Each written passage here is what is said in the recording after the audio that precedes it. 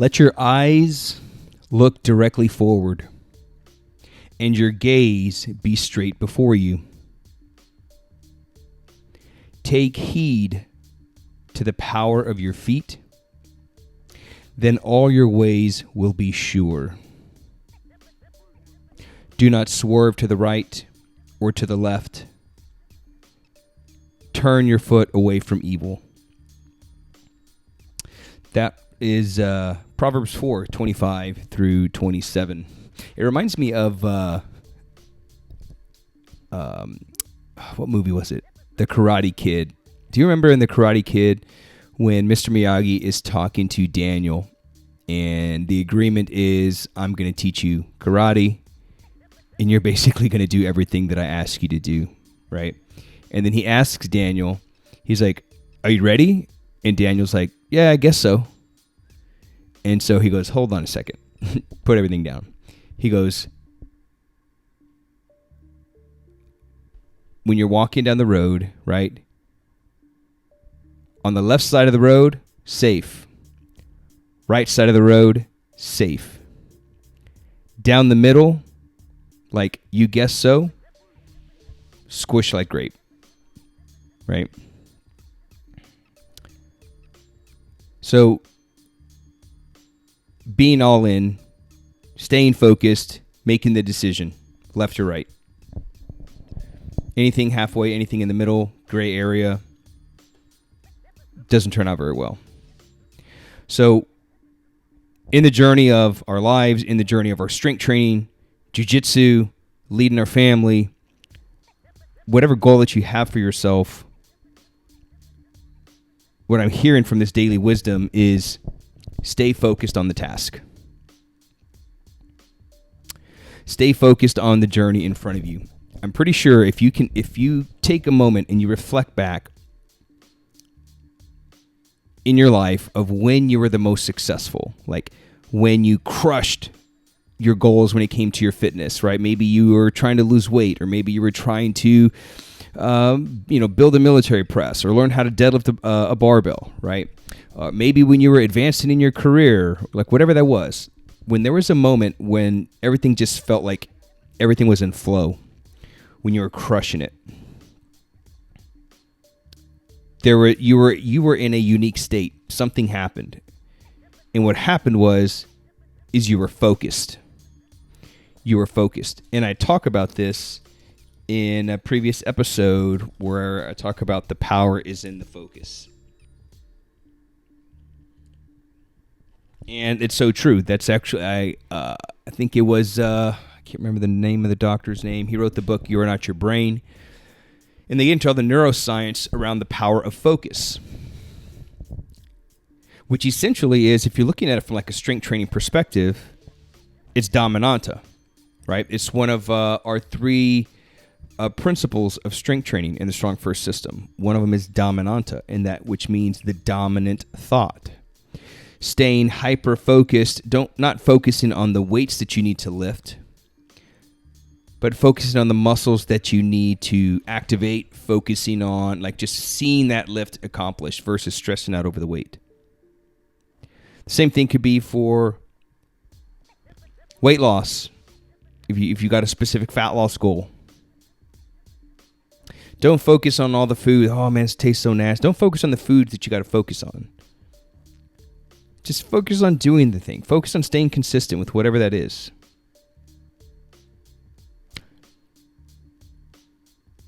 And in that dominanta, in that focus, lies the power. And so how it works is, and this is where I believe it's Hebb's law. Hebb's law is what fires together, wires together, right? And then neurologically, when you begin to focus on that one thing, you keep these brain circuits, or you keep these, let's just call them brain circuits for lack of a better words. You keep them activated long enough by focusing on them for them to wire together, creating an entirely new brain circuit. And this is how habits are formed. In a good way and in a bad way. If you're having a hard time staying consistent with the workout routine, if you're having a hard time losing weight, if you're having a hard time moving your business forward, what are you focusing on? Because I can guarantee you what you're focusing on is going to grow. If you can't control your eating habits, it's probably because all you can think about is what you're giving up, right? Which is why it's not always a great thing to focus on like you're sacrificing something, right? Instead of looking at it from like an investment, right? Like, don't think of your strength training, or don't think of your diet, or don't think of whatever it is that you're working towards. Don't think of it as like, oh, I'm sacrificing this. We're often taught like, oh, you got to make sacrifices. Yeah, but that doesn't lead to consistency. Instead, because all you're going to do is focus on what you're missing. Focus on what you're going to gain. Okay? Focus on it from like an investment. Investing your time into yourself. Investing your time into your health. Investing your time into your family. You're not missing out on anything when you look at it from that standpoint, because there's going to be a return. When you focus on what you're going to miss, all you're going to do is think about that. When you focus on like, oh man, hamburger sounds super, I'm not going to bang on hamburgers because hamburgers are really damn good and I like eating hamburgers. But cheesecake, candy, whatever, cookies. Oh man, if you only think about that, it all starts with that thought. The moment that you have, the once you focus, once you have the thought, you have the suggestion, then the next thing that happens in your mind is, ooh, I like that. And then I like it turns to I want that. That's what's happening in your brain. Once your brain receives that information, your mind goes to work to do that, to those things. And all you can think about is the beer, or all you can think about is whatever. And then you're going to ultimately fall to that because that's what you're focusing on. Instead, stay focused on the task in front of you. Stay focused on the journey in front of you. If you're embarking on this awesome journey that is learning how to use kettlebells, if you're embarking on this awesome journey of building your first chin-up, your first pull-up, learning how to deadlift a barbell safely without hurting and destroying your back, if you're embarking on the journey of learning jiu-jitsu, which is a great lifestyle, it's going to teach you everything you ever need to know about your whole entire life. Stay focused on that journey, because every single day, my friend, you will be tempted to turn right or left. Every day you will be tempted to just stay in the middle of the road. Every single day the world, your mind will attempt to distract you with shiny new objects, new training programs, new gyms, new whatever. Okay. And here's what I think. This is just, take this for what it's worth. I think that when we start to receive these distractions, to me, that is a sign that you're on the right path, because you're doing the thing.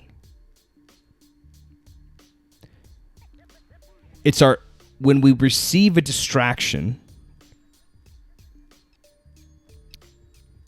I believe that's our ego trying to keep us safe because we're approaching our upper limit. Right? Gay Hendricks in his book, The Big Leap, calls this the upper limit problem, which is ultimately self-sabotage. The moment that you've reached your capacity to experience happiness, you're going to do something to screw it up. You're going to get distracted by a new workout routine. You're going to get distracted by, oh, I've got family coming in from out of town, so I can't stay consistent. You're going to get distracted with the thoughts in your head. I'm not worthy. I don't deserve going to the gym. I don't deserve this. I don't deserve whatever. That's a distraction because you're actually reaching your upper limit. So the goal there is to expand that upper limit. And the more obstacles that we encounter, again, to me, that is a sign that breakthrough is around the corner. But only if we stay on that straight path. Only if we stay focused on the task, stay focused on the journey in front of you. only if you keep your eye on the goal, only if you do not deviate, and ultimately choosing the easier route. It's kind of like the whole 3 feet from gold story from Napoleon Hill's book, Think and Grow Rich. Don't seek the easy path. Whatever you chose to do, trust the side of you that called you to that journey and stay on that journey. Don't abandon it for the easy path, because the way is hard, which leads to salvation. Right? No one gets to skip steps in the journey. There are no quick fixes. There are no shortcuts. Just because someone got to a particular result faster doesn't mean that you can skip and do things the way they did it. You are on your own journey. You're going to have your own challenges. Your time is going to be your time. If it takes you 6 months, it takes you 6 months. If it takes you a year, it takes you a year. That's how long it's going to take for you. But you got to stay focused on that path. Okay, there are no shortcuts. And one of the ways to ensuring that you stay on this journey, one of the ways that you ensure that you don't fall for those distractions is creating boundaries. Creating boundaries in your life, letting people know, like just creating boundaries and sticking to them. And this can be a very difficult thing for people. It's like it's this concept of the rock and the river, right? So if you think of a river, and you got a big boulder, you got a big rock, and that rock, that boulder, if you look at a boulder in the middle of a river, the boulder doesn't move. The river moves around it, right? So you have to ask yourself, am I the river or am I the rock? If we're the river, then our life's going to be moved all over the place. We're going to be pulled here, we're going to be pulled there, we're going to be thrown over here, and we're never ultimately going to get, all these distractions. The goal is to be the rock, to be the boulder, because then the river flows around you. And this doesn't mean that the world revolves around you, but remain steadfast in what is it you said you were going to do. Remain steadfast in that journey.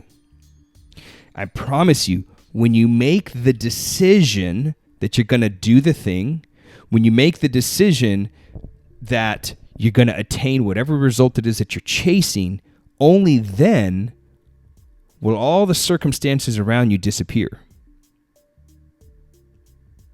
When you make the decision that you're going to do the thing, people will just kind of leave you alone and let you do your thing.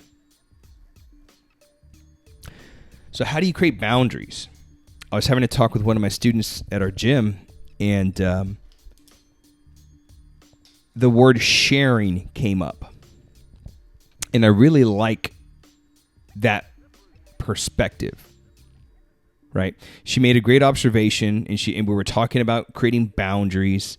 And again, we all struggle with setting boundaries, right?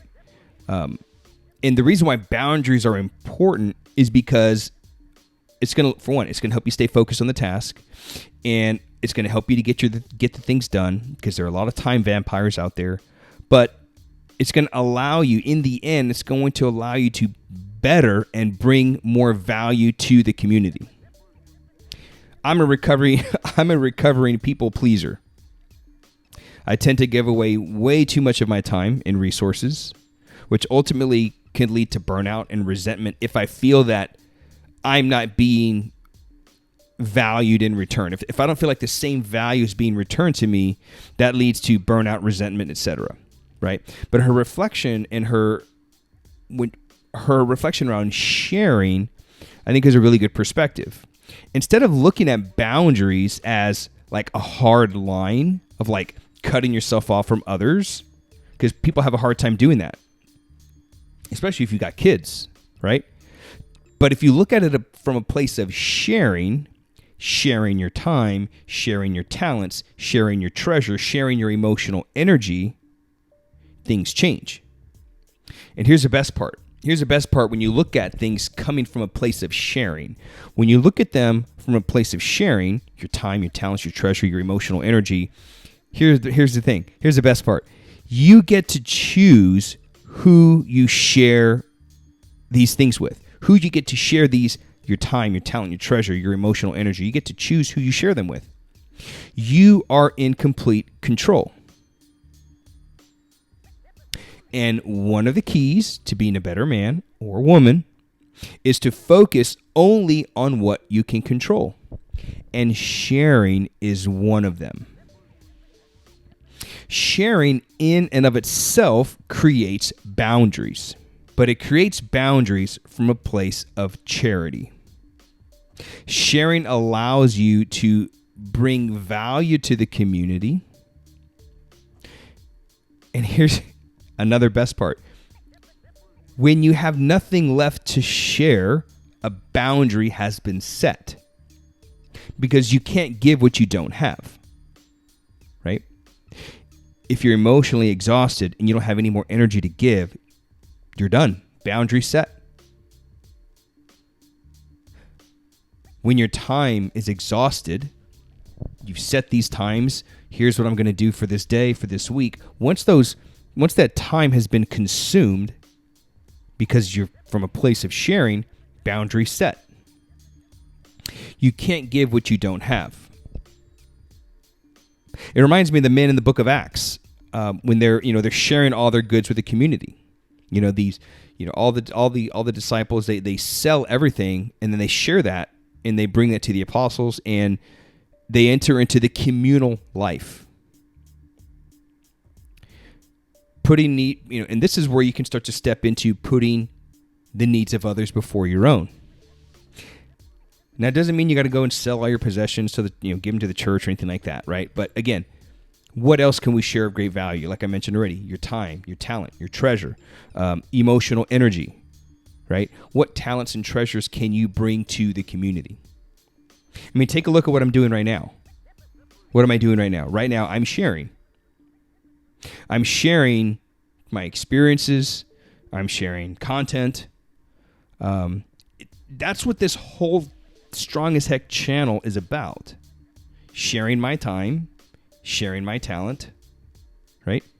This channel is riddled with free workouts, quick kettlebell workout series, strength strategies, techniques to help you become stronger in your body. Element number 2 of a strong man. And obviously a lot of these episodes as of late have been very spiritual, religious focused, helping you become strong in the 4th element, strong spiritually, so that ultimately you can lead your family because we are embodied spirits, right? The apostles call this sharing the communal life, coming together for a common purpose, coming together to be strong in the community, all from a place of sharing, and sharing in and of itself creates boundaries. Stay focused on the task, stay focused on the goal, and remember, if it's something that's important, do it every day. Appreciate you watching, man. See you on the next one. Peace.